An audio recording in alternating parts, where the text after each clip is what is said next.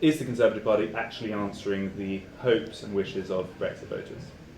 So can I start with Matthew Goodwin, who this morning published a piece on Unheard, which basically argued that there's problems afoot? Yeah, so I think one of the assumptions perhaps going into the inevitable election that we're going to have is that in some way or another Boris Johnson will win back the majority of Brexit party voters. I think if you talk to people in the party, there is this assumption that they will come home. I think there are a number of problems with that need to be overcome. I think, as I pointed out in the piece, one is simply that these are absolutely committed no dealers. They don't want a deal in any form. Secondly, they have an incredibly strong relationship actually with Nigel Farage. If you saw the polling at the weekend with Survation, the Brexit Party voters, 76% say they think Farage is closer to them in representing their interests on Brexit than Boris Johnson. And thirdly, more interestingly than that, I think, is also at the weekend Lord Ashcroft asked all of the voters, how do you feel about globalisation?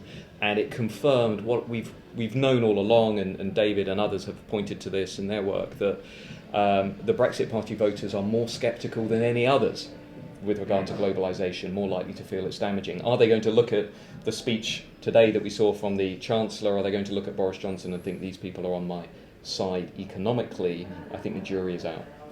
Madeline, you were watching the speech. Yep. What do you feel?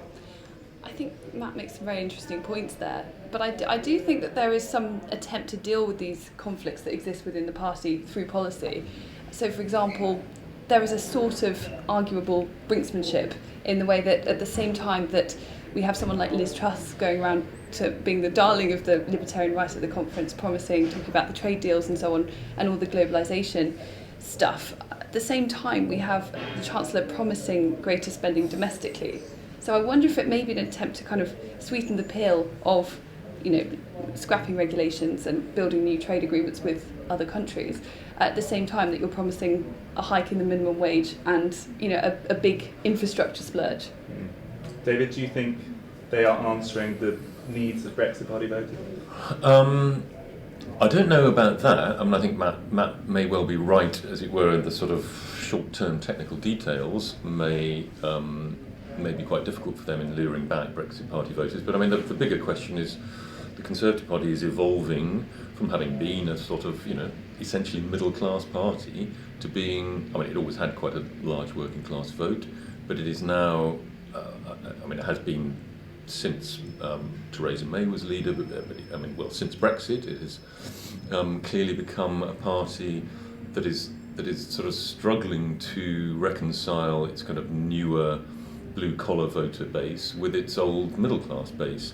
I don't think that is necessarily as difficult as it sounds, because if you look at all the surveys, what we've seen in the last few years, even perhaps decades, is that there's been a convergence across classes on socioeconomic issues. That's partly because the middle class today is rather different to how it was perhaps 20 or 30 years ago. To put it crudely, the middle class is less right-wing and the working class is less left-wing, and there's been a sort of socioeconomic convergence. But the Conservative Party can also represent both groups in the new socio-cultural politics to do with borders and boundaries and membership of the EU and But on that globalisation stuff that Matt was talking about, can they have their cake and eat it? Because I certainly do feel that there was a large nostalgic component to the Brexit vote, which is a kind of huge taboo thing that even Farage would never admit. It's very much a futuristic kind of movement about tomorrow, but the polling suggests there was a nostalgic element, and nowhere in the current Brexit leadership is there any talk of that. It's all, I was listening to Sajid today, he was waxing lyrical about Southeast Asia and, how dynamic it is, and they're building airports and they're building train stations, and I somehow was just feeling that's not what they were voting for. Well, it might be that you could bring back a feel of some of that nostalgia with the way that you engage in discussions and the kind of social policies. So, for example, I was on a panel earlier today that was all about free speech, and it's quite clear that the government is unlike previous administrations, when there is rhetoric that troubles people, they tend to dig their heels in and defend it. Now that may be a way of winning over some of these people who argue that, it's political correctness gone mad, that they are fed up with, being told that their views on immigration, for example, were offensive. Now it may be that digging in is a way of winning over these people without having to commit to it in serious policy terms. So they're sort of talking the talk whilst having policy that does something quite different. That's what I suspect. Matt? I mean, I think I've just finished reading Thomas Piketty's new book on sort of capitalism and ideology, and I mean, I'm generally won over by his view of where political parties have generally headed, and on the one hand, the left has essentially been sort of taken over by a more socially, culturally liberal elite, but for the Conservative parties in particular, they've been really still dominated by what he would call the merchant elite that is broadly at ease with lowering regulation, building a Singapore on Thames, global markets and so on, and high levels of migration. But this is inevitably now the tension that is going to ebb and flow through the Conservative Party, as David says, that Brexit isn't only redefining Britain's relationship with the EU, it is fundamentally reshaping the Conservative Party electorate. It's more working class. It's on the whole less well educated, and not in a sort of disparaging sense, but just it's more dependent upon voters that are pursuing technical education, non-university routes into the education sector, that are more socially conservative. And I think that 5 years from now we'll look up and think, well, I've now got a one nation liberal conservative Boris Johnson led party government perhaps. What happened to all of that stuff I thought I was going to get through Brexit? Lower migration, greater control, bigger investment in non-university routes into education and training and apprenticeships and all of that stuff. Is the Conservative Party being as assertive as it should be on that? Well, I mean, certainly sounding as it is. I mean, there are three policies that seem to be presenting themselves as the sort of post, once we've done Brexit, we're going to do three things. We're going to socialise adult social care, pretty radical policy.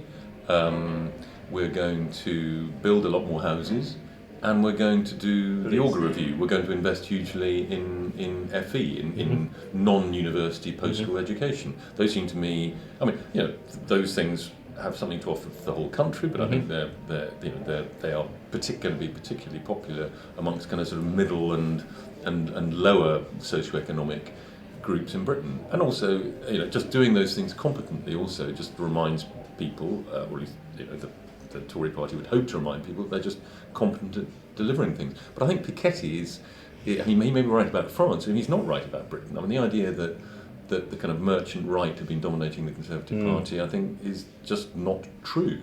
I mean, for the last 20 years, the party has been moving to the left, admittedly more obviously in a sort of social culture. If you sort of take the sort of George Osborne figure and that whole kind of modernisation, it was perhaps mainly a social cultural thing, and indeed it went too far. Which is, I mean, I think he's more responsible for Brexit actually than any other single politician, because he, the whole point about the major parties in a two-party system is they absorb the fringes. The Tory party stopped absorbing the fringe, allowed a socially conservative party to grow up to its right, which has caused all the problems that led to Brexit. But actually, if you listen to what people like David Willett and others, the Tory party now believes in reducing inequality. Margaret Thatcher didn't believe in reducing inequality; she just believed in a high floor.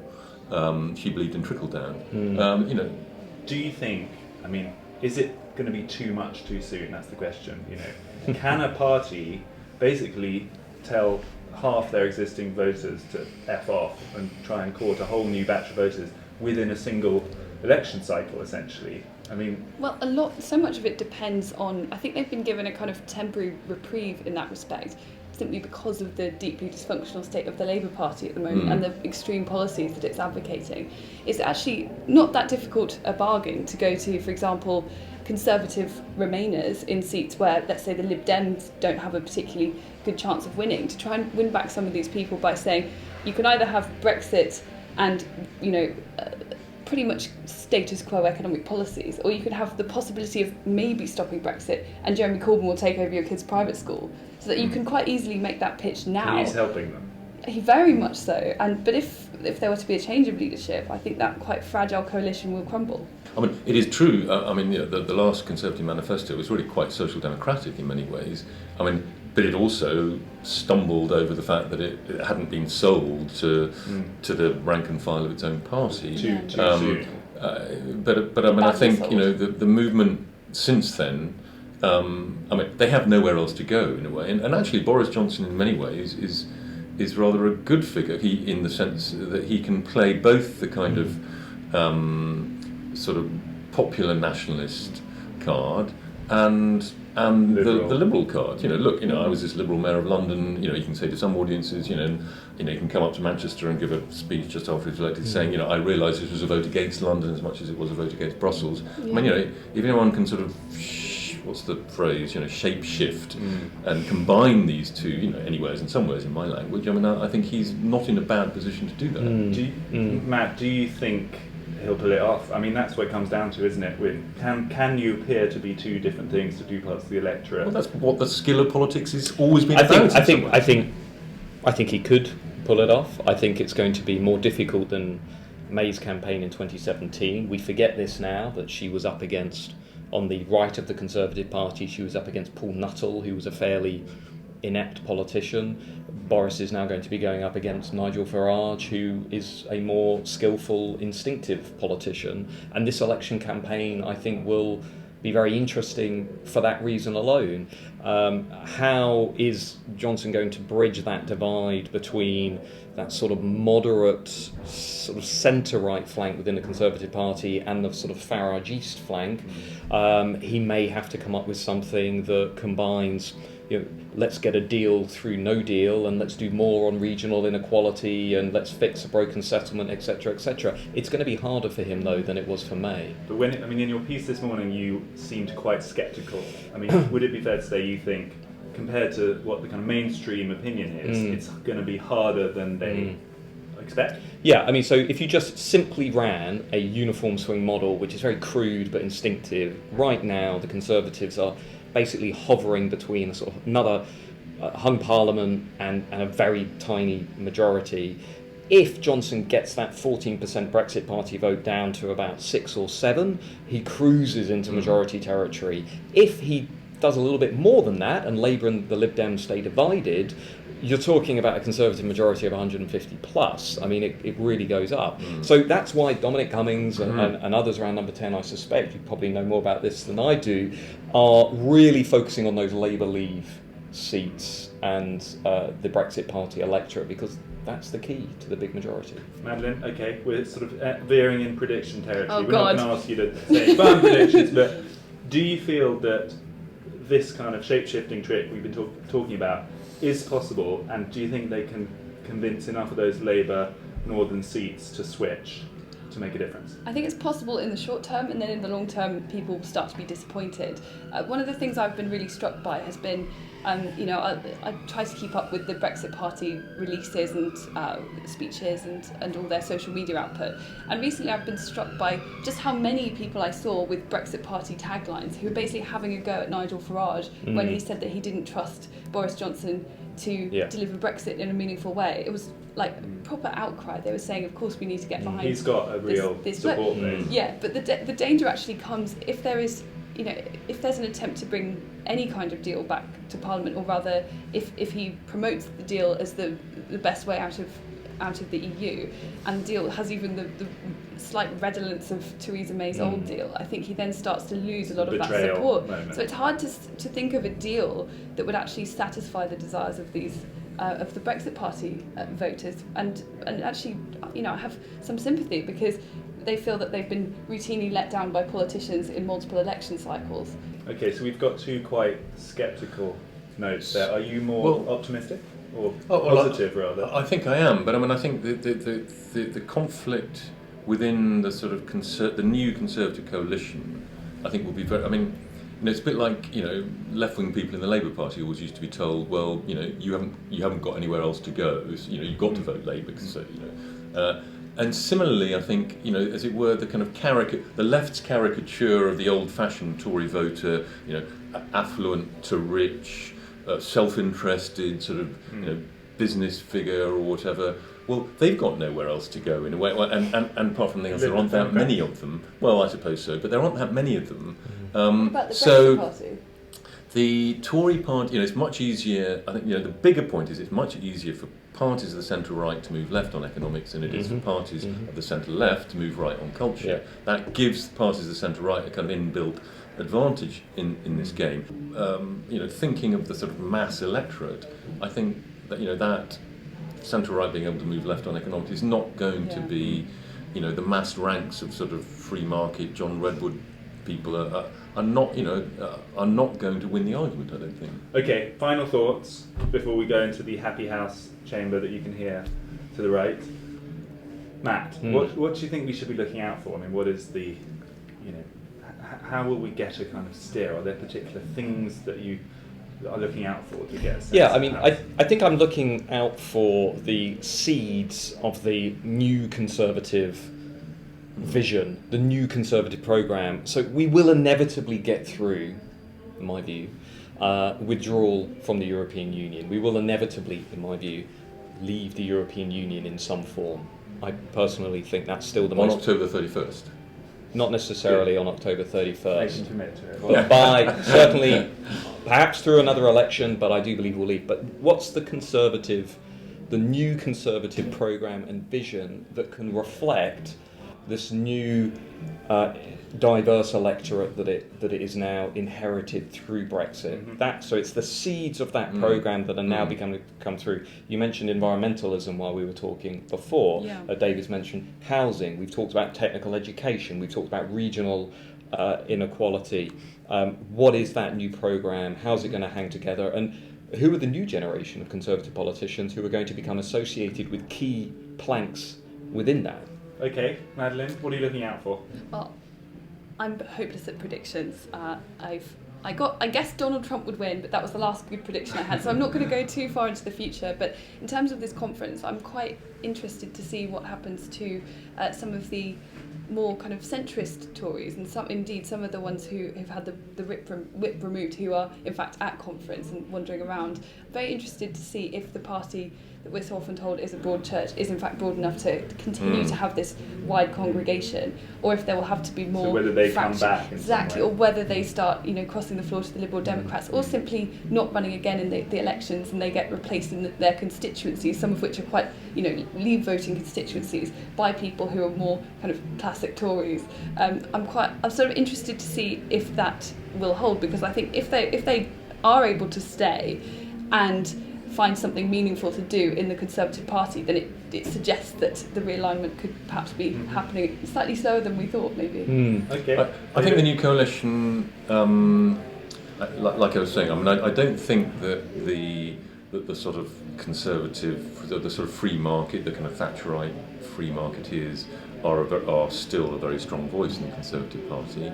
Although, as I say, when it comes to particular policies like housing, then you'll be able to hear the kind of grinding of the gears, perhaps, when fundamental middle class interests perhaps start to be hit, if the party is going to represent the newer members of its coalition. There'll have to be a showdown. The one thing I do, I think is more of a problem perhaps in the medium term, is the fact that half of British people under 30 are graduates.